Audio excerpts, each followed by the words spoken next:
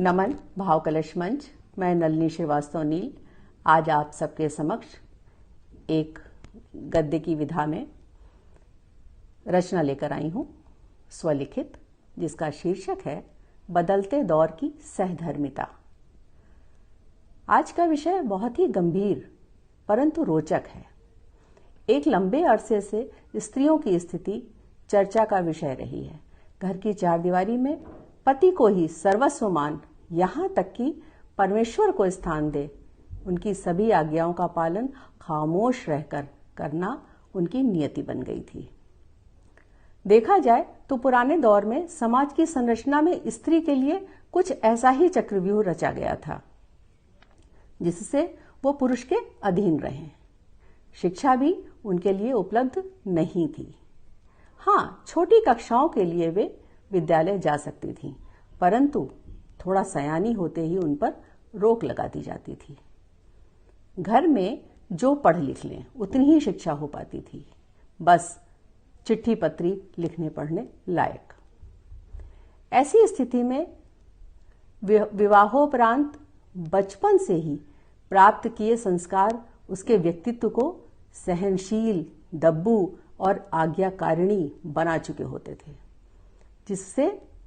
जिसके चलते ससुराल में बड़ों की आज्ञा का पालन व पति की अनुगामिनी बनना ही उसका भाग्य होता। जीवन में अपने ऊपर अत्याचार सहना उसकी विवशता होती। इसका मुख्य कारण उसके अनपढ़ होने की वजह से आर्थिक रूप से पति पर निर्भर होना ही था। धीरे धीरे परिस्थितियों से सामंजस्य बिठाना स्त्री का स्वभाव ही बनता गया और पति की सच्ची अनुगामिनी व सहधर्मिता बन वह स्वयं को संतुष्ट समझने लगी।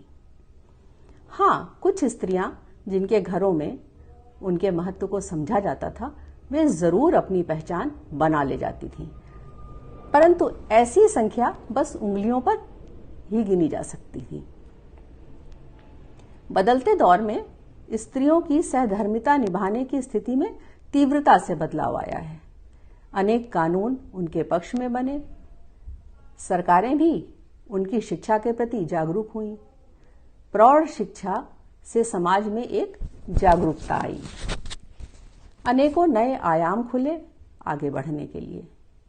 जहां जहां भी स्त्रियों को लगा कि उनके ऊपर अत्याचार हो रहा है, पति गलत बातों को मानने के लिए बाध्य कर रहा है, वहां उन्होंने खुलकर विरोध किया।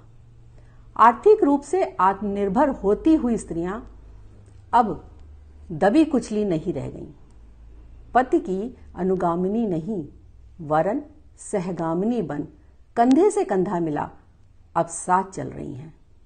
सही को सही और गलत को गलत कह पाने का साहस जुटा पा रही हैं। हाँ, बढ़ती आधुनिकता में जहां स्त्रियां आर्थिक रूप से सुदृढ़ हो रही, अनेक क्षेत्रों में रोजगार परक अति व्यस्त हो रही, वहीं संस्कारों की रक्षा, पति व परिवार को सम्मान देना उन्हें नहीं भूलना होगा। तभी वे स्वयं भी सम्मान के हकदार होंगी और अपने बच्चों में भी संस्कार रोपित कर पाएंगी। जी धन्यवाद। मैं नलिनी श्रीवास्तव नील आपसे विदा लेती हूँ।